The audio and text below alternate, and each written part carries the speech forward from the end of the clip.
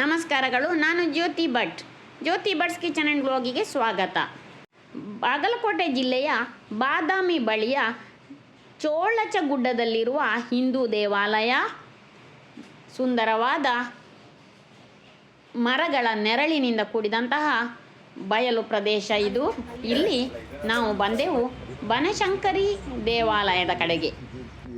ಇಲ್ಲಿ ಪಾರ್ವತೀ ದೇವಿಯ ಅವತಾರವಾದ ಶಾಕಂಬರಿ ಎಂದು ಪೂಜಿಸಲಾಗುತ್ತದೆ. ಮೂಲ ದೇಗುಲವನ್ನು 7ನೇ ಶತಮಾನದ ಬಾದಾಮಿ ಚಾಲುಕ್ಯ ರಾಜರು ನಿರ್ಮಿಸಿದರು. ಅವರು ಬನಶಂಕರಿ ದೇವಿಯನ್ನು ತಮ್ಮ ಬೋಧನಾ ದೇವತೆಯಾಗಿ ಪೂಜಿಸಿದರು. ಈ ದೇವಾಲಯವು ತನ್ನ ವಾರ್ಷಿಕ ಹಬ್ಬವನ್ನು ಬನಶಂಕರಿ ಜಾತ್ರೆ ಎಂದು ಜನವರಿ ಅಥವಾ ಫೆಬ್ರವರಿ ತಿಂಗಳುಗಳಲ್ಲಿ ಆಚರಿಸಲಾಗುತ್ತದೆ. ತಿಲಕಾರಣ್ಯವೆಂಬ ವನದ ನಡುವಿನಲ್ಲಿದ್ದು ನೋಡಿ, ಸುಂದರವಾದ ದೀಪ ಸ್ತಂಭದಿಂದ ಕೂಡಿದಂತಹ ಈ ಶಕ್ತಿ ದೇವತೆಯು ಯೋಧ ದೇವತೆ ದುರ್ಗೆಯ 6ನೇ ಅವತಾರವಾಗಿದೆ ಎಂದು ಹೇಳಲಾಗುತ್ತದೆ. ಇಂತಹ ಒಂದು ಪವಿತ್ರ ಸ್ಥಳಕ್ಕೆ ಭೇಟಿ ಕೊಟ್ಟು ಮನಸ್ಸಮಾಧಾನ ಪಟ್ಟುಕೊಂಡೆವು. ಹಾಗೆಯೇ ಅಲ್ಲಿ ಅನ್ನ ಸಂತರ್ಪಣೆ ದೇವತಾ ಕಾರ್ಯ ಕೈಗೊಂಡು ಮುಂದೆ ಸಾಗಿದೆವು. ಮಹಾಕೂಟವು ಚಾಲುಕ್ಯರ ಕಾಲದ ಪ್ರಸಿದ್ಧ ಪುಣ್ಯಕ್ಷೇತ್ರ.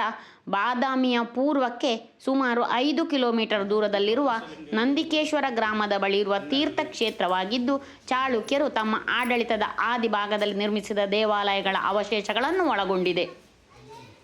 ಮಹಾಕೂಟ ಪುಣ್ಯಕ್ಷೇತ್ರವು ದಕ್ಷಿಣ ಕಾಶಿ ಎಂದು ಪ್ರಖ್ಯಾತಿ ಹೊಂದಿದೆ. ಅತಿ ಅಮೂಲ್ಯವಾದ ಮತ್ತು ವಿರಳವಾದ ಗಿಡಮೂಲಿಕೆ ಸಂಪತ್ತು ಈ ಸುಕ್ಷೇತ್ರದಲ್ಲಿ ಕಾಣಬಹುದು. ಮಹಾಕೂಟೇಶ್ವರ ಹಾಗೂ ಮಲ್ಲಿಕಾರ್ಜುನ ದೇವರ ದೇವಾಲಯಗಳನ್ನು ಒಂದೇ ಮಾದರಿಯಲ್ಲಿ ನಿರ್ಮಿಸಲಾಗಿದೆ. ಬೆಟ್ಟಗಳ ಸಾಲಿನ ನಡುವೆ ಹಸಿರು ವನ ರಾಶಿಯ ನಡುವೆ ಕಂಗೊಳಿಸುವ ಈ ದೇವಾಲಯಗಳ ರಮಣೀಯವಾಗಿ ಕಾಣಿಸುವಂತಹ ಈ ದೇವಾಲಯ 8ನೇ ಶತಮಾನದಲ್ಲಿ ನಿರ್ಮಾಣವಾಗಿದೆ ಎಂದು ಇಲ್ಲಿ ಅರ್ಚಕರು ಹೇಳುತ್ತಾರೆ.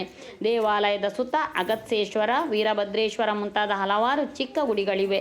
ಪ್ರಮುಖ ದೇಗುಲದ ಹೊರಭಿತ್ತಿಯ ಮೇಲೆ ವಿಷ್ಣು, ಸ್ಥಾನಕ ಬ್ರಹ್ಮ, ಅರ್ಧನಾರೀಶ್ವರ, ಪರಶುಧರ ಶಿವ, ತ್ರಿಶೂಲಧಾರಿ ಶಿವ ಮುಂತಾದ ಕೆತ್ತನೆಗಳು ಇವೆ. ಕೆಳಪಟ್ಟಿಗೆಗಳಲ್ಲಿ ಸುಂದರ ಶಿಲ್ಪಕಲಾ ಕೆತ್ತನೆಗಳಿವೆ. ಮಹಾಕೂಟೇಶ್ವರ ಮತ್ತು ಮಲ್ಲಿಕಾರ್ಜುನ ದೇವಾಲಯಗಳ ಮಧ್ಯೆ ಒಂದು ಪುಷ್ಕರಣಿ ಮತ್ತು ಅದರ ಸುತ್ತಲೂ ಸಣ್ಣ ಸಣ್ಣ ದೇವಾಲಯಗಳಿವೆ. ಶಿವಭಕ್ತರಿಗೆ ಇಂದಿಗೂ ಇದೊಂದು ಪುಣ್ಯ ಸ್ಥಳವಾಗಿದ್ದು ದಕ್ಷಿಣ ಕಾಶಿ ಎಂದೇ ಪ್ರಸಿದ್ಧವಾಗಿದೆ. ಅನೇಕ ಶಿವಾಲಯಗಳ ಸಮುಚ್ಚಯವಾಗಿರುವುದರಿಂದ ಇದಕ್ಕೆ ಮಹಾಕೂಟ ಎಂದು ಹೆಸರು ಬಂದಿದೆ. ಇಲ್ಲಿನ ಮುಖ್ಯ ದೇವಾಲಯವೊಂದರ ಶಾಸನದಲ್ಲಿ ಅನ್ಯಕ್ಷೇತ್ರಗಳಲ್ಲಿ ಮಾಡಿದ ಪಾಪವು ಪುಣ್ಯಕ್ಷೇತ್ರದಲ್ಲಿ ತೊಳೆಯಲ್ಪಡುತ್ತದೆ.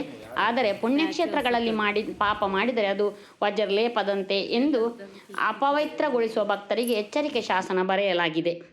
ದಕ್ಷಿಣ ಕಾಶಿ ಎಂದು ಕರೆಯಲ್ಪಡುವ ಈ ಮಹಾಕೂಟದಲ್ಲಿ ಸುಂದರವಾದ ಪುಷ್ಕರಣಿ, ಅದಕ್ಕೆ ಗಂಗಾ ನದಿಯ ಸಂಪರ್ಕವಿದೆ. 365 ದಿನವೂ ನೀರು ತುಂಬಿರುವಂತಹ ಸುಂದರವಾದ ಪುಷ್ಕರಣಿ, ಅದರ ಮಧ್ಯದಲ್ಲಿ ಒಂದು ಶಿವಲಿಂಗ. ಆಹಾ, ಇಲ್ಲಿಗೆ ಬಂದಾಗ ಒಂದು ಥರ ಮನಸ್ಸಿಗೆ ಸಂತೋಷವನ್ನು, ಸಮಾಧಾನವನ್ನು ನೀಡುವಂತಹ ಈ ಮಹಾಕೂಟ ದೇವಾಲಯ ನನಗಂತೂ ಬಹಳ ಖುಷಿ ಕೊಟ್ಟಿತು.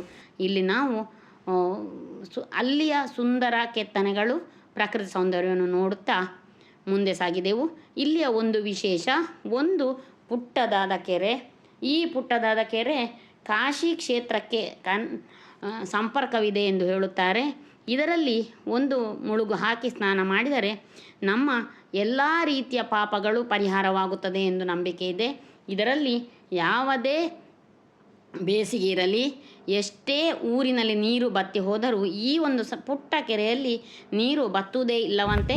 ಹಾಗೆ ಇಲ್ಲಿ ಒಂದು ಸೇವೆಯ ಅವಕಾಶವಿದೆ ನೋಡಿ. ಈ ತೊಟ್ಟಿಲಿನೊಳಗೆ ಒಂದು ಕಾಣಿಕೆ ಹಾಕಿ ಪ್ರಾರ್ಥನೆ ಮಾಡಿದರೆ ಅದು ಫಲಿಸುತ್ತದೆ ಎಂದು ಇಲ್ಲಿಯವರು ನಂಬುತ್ತಾರೆ. ಹಾಗೆ ನಾವು ಕೂಡ ಆ ಒಂದು ತೊಟ್ಟಿಲಿನ ಸೇವೆಯನ್ನು ಮಾಡಿದೆವು. ಹಾಗೆಯೇ ಇಲ್ಲಿಯ ಒಂದು ವಿಶೇಷ ಪ್ರಾರ್ಥನೆಯನ್ನು ನಡೆಸಿ ನಾವು ಈ ಸ್ಥಳದ ವಿಶೇಷವನ್ನು ಅನುಭವಿಸಿ ನೋಡಿ ತೃಪ್ತಿಪಟ್ಟೆವು. ಮಹಾಕೂಟ ನಿಜವಾಗಿಯೂ ಒಂದು ಸುಂದರವಾದ ಹಾಗೂ ಪವಿತ್ರವಾದ ಒಂದು ಕ್ಷೇತ್ರ.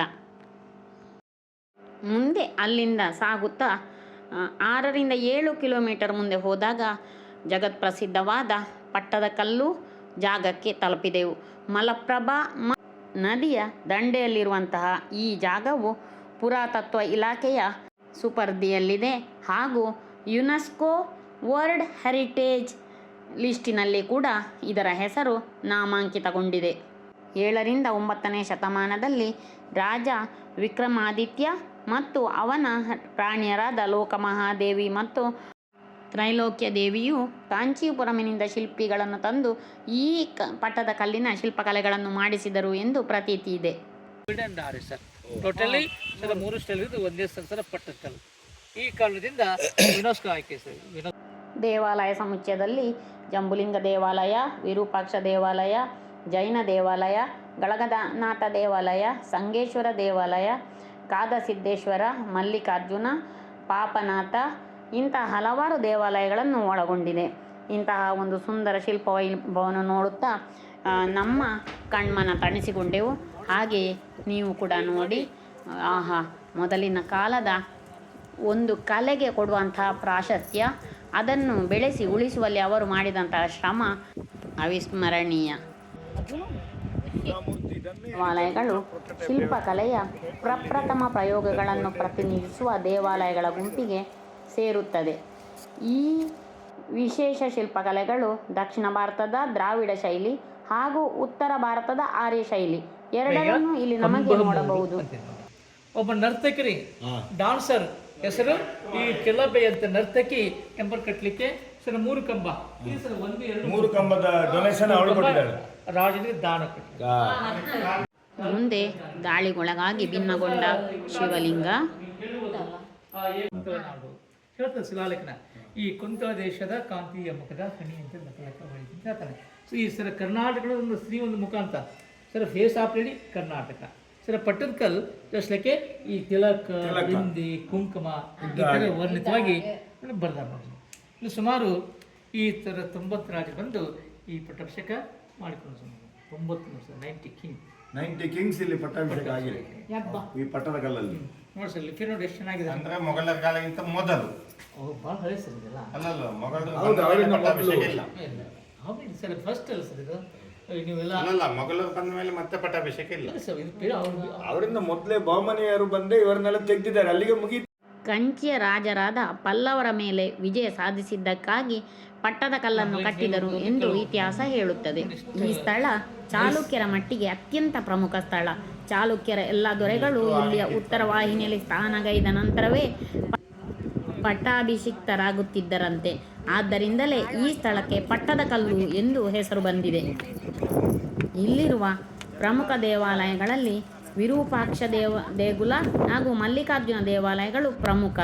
ಇದು 2ನೇ ವಿಕ್ರಮಾದಿತ್ಯನು ತಮ್ಮ ಸಾಂಪ್ರದಾಯಿಕ ವೈರಿಗಳಾಗಿದ್ದ ಪಲ್ಲವರ ಮೇಲೆ ಸಾಧಿಸಿದ ದಿಗ್ವಿಜಯದ ನೆನಪಿಗಾಗಿ ಅವನ 2 ರಾಣಿಯರು ಕಟ್ಟಿಸಿರುವಂತಹದ್ದು. ಇವು ಕಂಚಿಯ ಕೈಲಾಸನಾಥರ ದೇವಾಲಯದ ವಾಸ್ತುವಿನಿಂದ ಪ್ರಭಾವಿತರಾಗುವುದು ಎದ್ದು ಕಾಣಿಸುತ್ತದೆ. ಇಲ್ಲಿ ಕಾಣಿಸುತ್ತಿರುವುದು ವಿರೂಪಾಕ್ಷ ದೇವಾಲಯ. ಇದಂತೂ ಅತ್ಯುತ್ತಮ ಉದಾಹರಣೆ ಪರಿಪೂರ್ಣ ದೇವಾಲಯಕ್ಕೆ.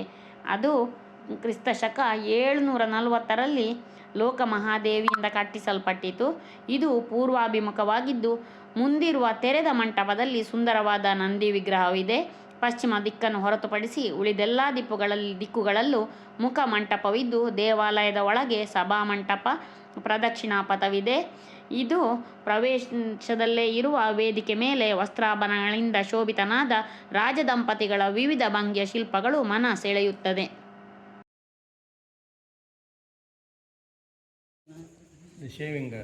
ಇಲ್ಲಿ ಗಣೇಶ